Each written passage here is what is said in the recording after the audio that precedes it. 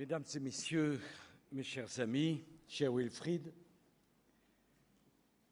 s'il y a bien un moment où nous devons nous parler franchement, c'est celui que nous vivons aujourd'hui.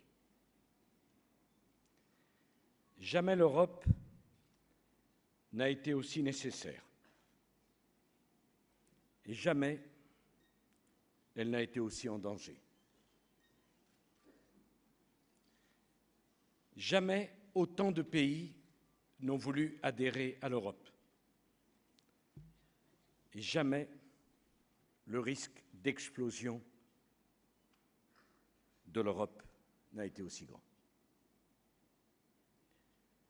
L'Europe est face à une situation extraordinairement dangereuse.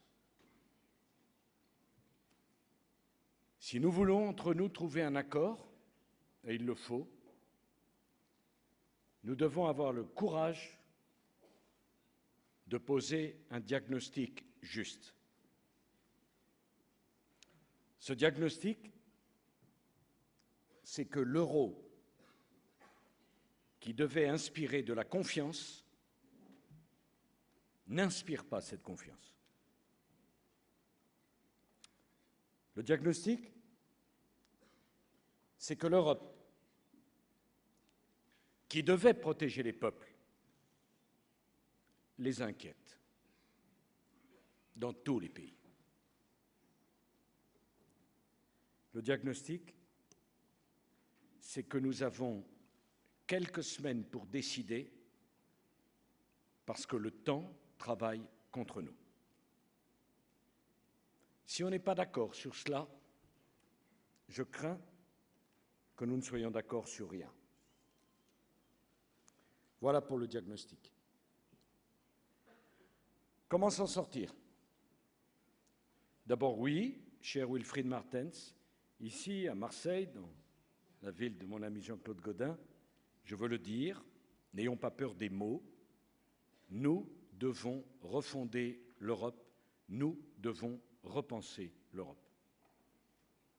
Pourquoi? Parce que si nous n'avons pas le courage de le faire, les mêmes causes produiront les mêmes effets. Si nous n'avons pas le courage de le faire, les peuples européens se tourneront vers nous et nous diront « Décidément, vous ne voulez rien entendre, décidément, vous ne voulez rien comprendre. » Je suis profondément engagé dans le combat européen. Et plus les années passent, plus je crois en l'Europe. Mais être européen aujourd'hui, c'est être lucide et regarder la situation telle qu'elle est, non pas telle qu'on souhaiterait qu'elle soit. D'abord, une première remarque sur l'Allemagne et sur la France. Je voudrais que nos frères des autres pays européens comprennent quelque chose. L'Allemagne et la France, nous avons connu 70 ans d'affrontements meurtriers, sauvages, barbares. Et ces 70 années ont failli emporter l'ensemble du continent européen et même le monde. C'est une histoire que nous partageons avec nos amis allemands. La géographie et l'histoire ont fait de l'Allemagne et de la France des voisins, des partenaires, qui doivent trouver les moyens de leur entente. À ces 70 années de guerre ont suivi 70 années de paix, en grande partie grâce à l'Europe. La question pour la chancelière Merkel comme pour moi, que voulons-nous que soient les 70 années qui viennent? Nous voulons la paix. Eh bien, pour la paix, il faut que l'Allemagne et la France convergent, se comprennent, travaillent ensemble, fassent des compromis ensemble, s'additionnent. Première économie d'Europe, deuxième économie d'Europe. Nous n'avons pas le choix. la convergence ou la divergence. Au bout de la convergence, il y a la paix et la réussite pour toute l'Europe. Au bout de la divergence entre la France et l'Allemagne, il y a l'échec et l'affrontement pour toute l'Europe. Pour l'Allemagne et la France, il ne s'agit pas de réclamer plus de droits que les autres. Ça n'aurait pas de sens. Mais nous avons plus de devoirs que les autres. Et si nous arrivions à un sommet de l'importance de celui que nous allons vivre à Bruxelles, sans un accord entre la France et l'Allemagne, alors l'accord serait impossible dans toute l'Europe. C'est un luxe que nous ne pouvons pas nous permettre.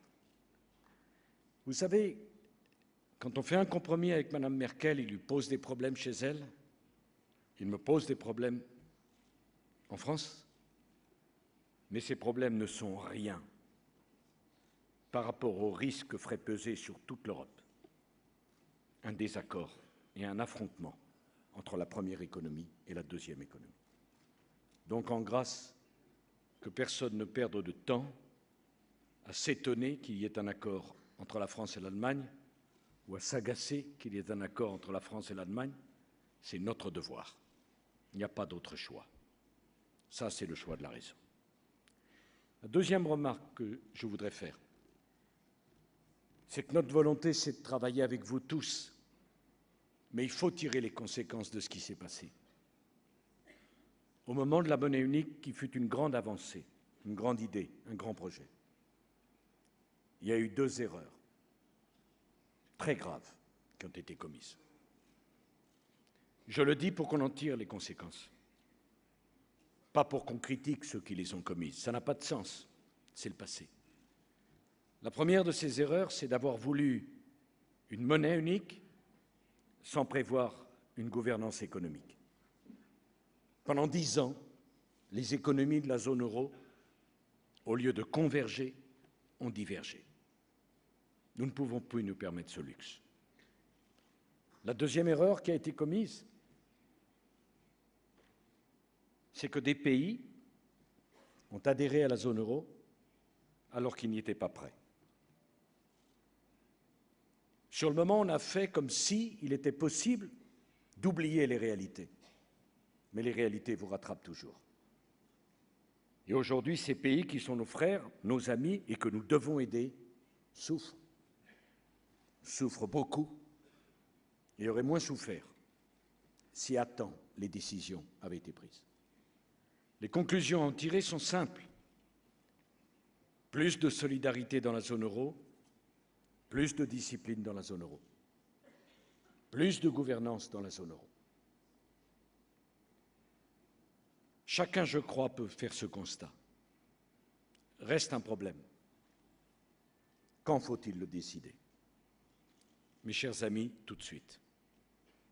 Plus nous tarderons à prendre cette décision, plus elle sera coûteuse et moins elle sera efficace. Chacun, naturellement, peut avoir ses convictions, peut avoir son avis, peut présenter ses demandes. Tout le monde a des problèmes. Et la situation politique n'est facile dans aucun pays. Mais chacun peut comprendre que si vendredi nous n'avons pas un accord, il n'y aura pas de seconde chance. J'appelle donc à l'esprit de compromis et à la rapidité dans les décisions. Je voudrais aussi, en terminant, faire une ou deux autres remarques. En grâce, ne nous laissons pas aller au sport favori en Europe, le juridisme. Il n'y a qu'ici qu'on pense que c'est un problème. Dans le monde entier, on nous demande d'assumer des choix politiques, pas d'expliquer des documents juridiques.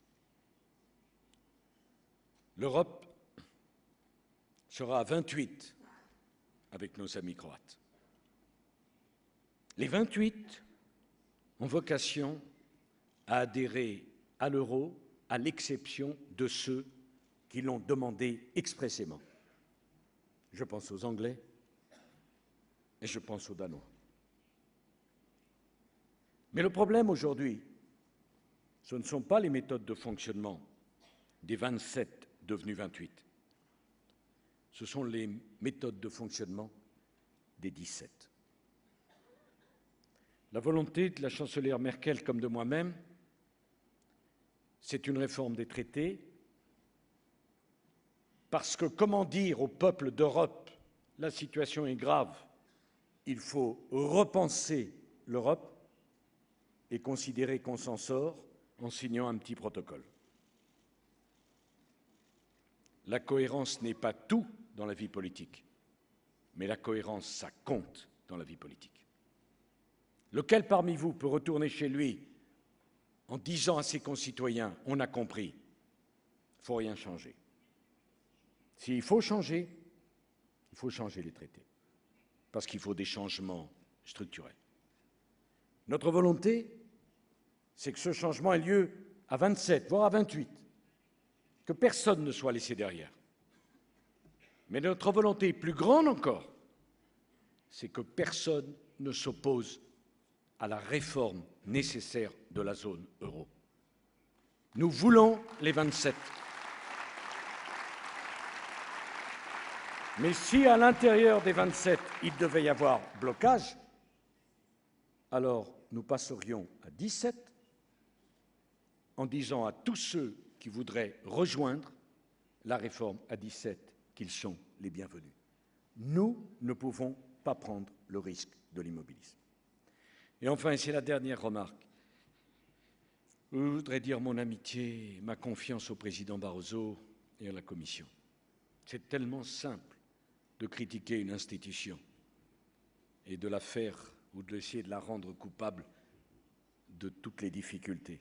Nous sommes tous coupables et comptables devant l'ensemble des peuples d'Europe. Mais ça sera ma dernière remarque.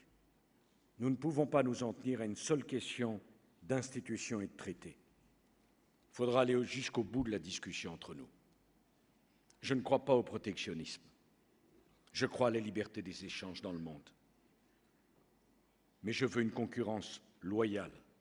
Et je souhaite qu'on arrête de considérer qu'il est normal de faire rentrer en Europe des produits qui ne respectent aucune des règles que nous imposons à nos producteurs, à nos agriculteurs et à nos éleveurs. S'il faut protéger le consommateur européen en imposant des règles à nos producteurs, le consommateur européen est aussi en danger quand on importe en Europe des produits qui ne respectent aucune des règles que l'on impose aux nôtres. Oui à la concurrence, non au protectionnisme, mais une concurrence loyale. Et l'Europe ne peut pas être la zone la plus ouverte du monde qui ne traduit pas le mot réciprocité dans ses discussions commerciales. C'est un sujet, à mes yeux, essentiel. Je souhaite également que nous, ensemble, nous repensions les questions de la concurrence. La concurrence a fait progresser les choses.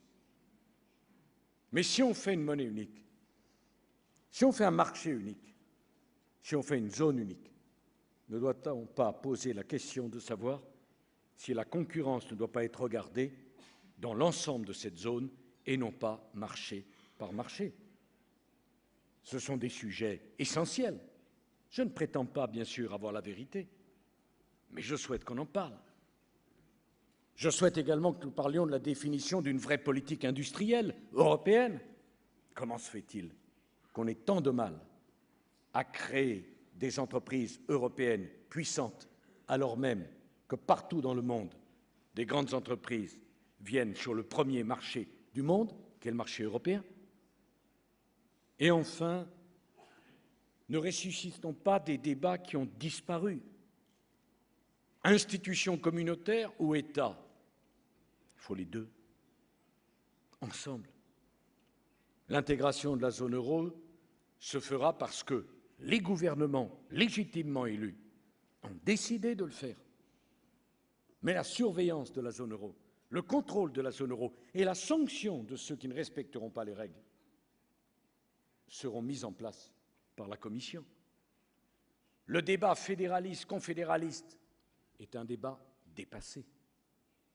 Le débat des partisans du oui et des partisans du non est un débat dépassé. Il faut plus d'intégration dans la zone euro. Mais qui la mettra en œuvre, si ce n'est les chefs de gouvernement, conscients de leurs responsabilités? Voilà, mesdames et messieurs, mes chers amis, c'est un grand honneur de vous recevoir à Marseille. Je salue le secrétaire général de l'UMP, Jean-François Copé. Mais je veux vous dire une chose. Cet honneur, ce n'est pas simplement parce que, cher Wilfried, vous êtes là. Cet honneur, c'est parce que l'Europe, qui est peut-être la plus belle construction humaine jamais imaginée par les hommes, est à un tournant. Un tournant qui peut engager sa vie même et sa pérennité. Et ce congrès peut être un congrès historique. Je souhaite que ça soit pour le meilleur et certainement pas pour le pire. Je vous remercie.